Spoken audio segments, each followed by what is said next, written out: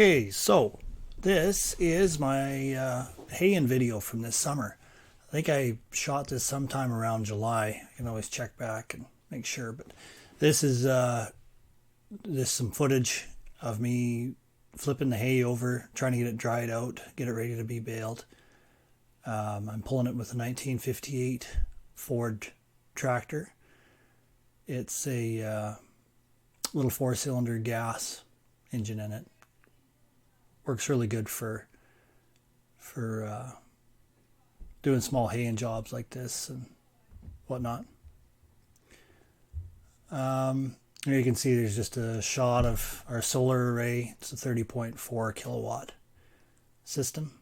It is a grid tie system that feeds power back into the grid while we're not using it during the day. During the summer, it makes lots of credits. And at night during the winter, we're able to use up those credits with a lot of electric heat and everything else.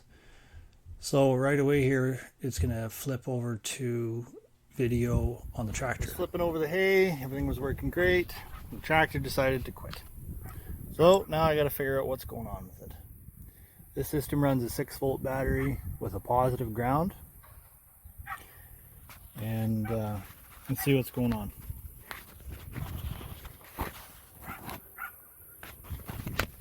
Start out by turning on the ignition and checking to see if we have voltage at the coil.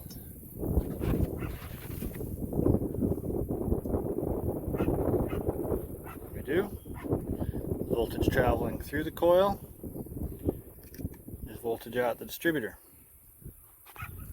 I'm going to crank it over and see if we're getting negative to the points. If this is working properly, that light should have flashed. So now we'll pull the cap off and try and see what's going on with it.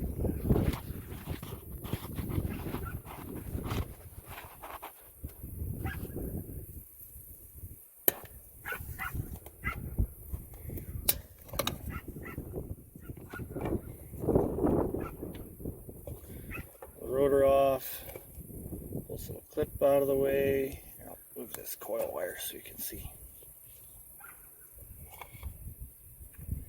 There's that. So you can see here there's a little bit of a gap in the points. So we'll start by flipping it over and see if we have this over to the ground connection, and then we'll see if we have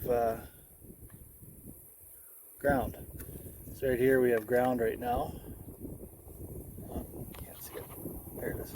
Ground at the base of the distributor. So there. Let's see if we have signal to the points. Nothing. So that tells me that there is likely dirty points that'll need to be addressed. So I'm going to shut the ignition off so I don't end up zapping myself. Not that it'd be very much, but if I happen to catch one off the coil, it would probably hurt.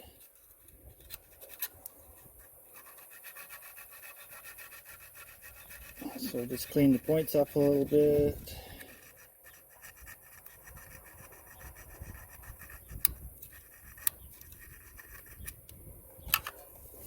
And we'll try it again and see if we have to reset the gap.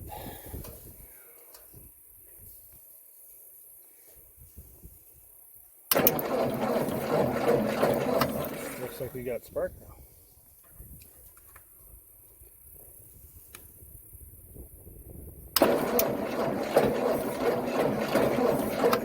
Beauty.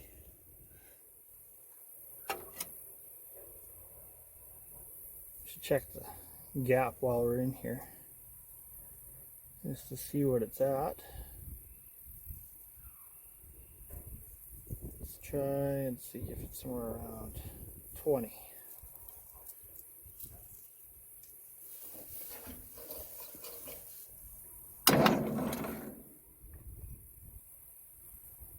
That looks like it's pretty close to 20 thou.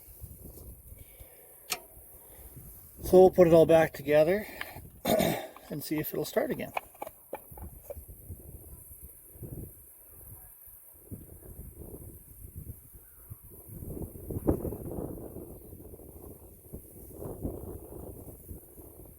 So clip in there, the rotor in the right spot. There we go. Cap back on.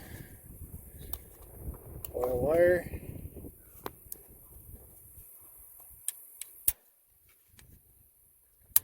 There. Now let's see if it starts and runs.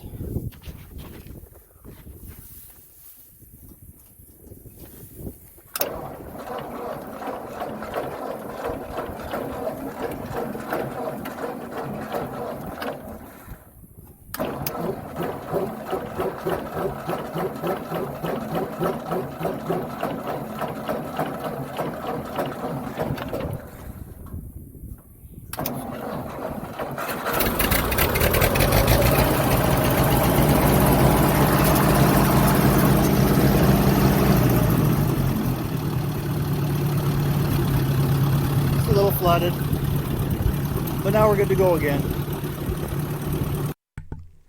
So at the end of that video, the engine was flooded. I had to open up the throttle and crank it over a few times to try and clear the flood out of the spark plugs. Now we're back to rolling some hay over, finishing up. This is from a different angle. This is from the east side. Now we're back over on the west side, looking back towards the grain bins. And flipping some hay round and round and round. Kind of a mindless task, but relaxing all at the same time. And another thing I'd like to point out is this video was actually quite a bit longer when I started, but I used the Blender software 2.81 to edit it, and I was able to cut it down quite a bit and get rid of a bunch of just dead spots of just clouds going by and nothing happening. Once in a while the dog would scream past, but it was dull and long. So I was able to actually cut the whole video down by about, I think it was 7 minutes or so, I think total. Down from, I think it was 20 minutes down to about 11 and a half, somewhere in there. So just finished up a few more rounds of flipping some hay over, and then come out with the baler and the tractor, the John Deere loader tractor. Not shown in this video is my Hydroswing hay bind. It's approximately like a 1980 or so 114 New Holland. And my square baler is a 315 New Holland, Sperry New Holland, I should say. And it just poops the bales out one at a time, just bloop, bloop, bloop. Keeps plugging along. Like I said, I cut a bunch of dead air space out, so you'll notice once in a while there's a little flip of the clouds and stuff. That was just a big, long, dull spot that I decided didn't need to be in the final video.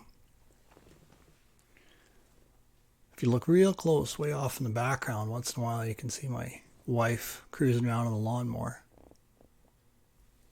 And the dog cruising past, back and forth once in a while. And I have to jump out and throw a bale on the bucket to allow myself to get through, because it's not a very big yard that I'm mowing and baling and stuff, so I don't have a lot of room to turn around. So sometimes I have to jump out and throw a bale or two on the bucket and carry on. This baler, actually, when I picked it up, I didn't have to spend a whole lot of money on it. I think I spent all of, $300 on it when I bought it. And I had to change the needles out. I ended up actually using the old needles out of my old baler that I had blown up a couple of years before that. So it wasn't really a large cost to get everything going. And this is how I basically pay to keep mowing my grass, because I sell the square bales to people with horses and carry on with fixing the equipment to keep doing it. And that's about all it really covers, about I don't know, maybe at the most around $1,000 a year. 1,500 I think was my best year. $5 a bale is what I was selling them for a few years ago. The price hasn't really changed too much. I have the same customers that I have that buy off of me quite regularly, so they usually buy all of what I have, and then I don't have to worry about storing them or anything else because they don't really keep very well. I could put them all in the barn, but then that's just more moving them around. So if I can pick them up and throw them on a trailer and get them down to them and do the same thing again next year, then that's what it is. So I think this is just about to the very end of the video here. Should be one of my last rounds around. One thing I would like to point out is that with the single post solar panels, which I actually sell, you're able to drive and mow and do quite a bit of work around them. There we go. That's the end of the video. So thanks for watching. This is my first time playing around with the blender, and I'll just throw this back on just to have a little bit of video for the last part of my vocalizations to the video. But I don't know, I found it pretty easy to use once I kind of got onto it, was able to figure out how to clip it and cut it and slice it around and move some things here and there and change my angles and stuff from different footage that I'd taken. I shot all of this with an S9 Samsung Galaxy, and quite often I just used the time-lapse feature in the camera to do it. So as usual, please like my videos. I'd like to try and get a few likes on a video for a change, but maybe even some new subscribers. But stay tuned. Comment if you like it. Comment if you don't like it. Take care.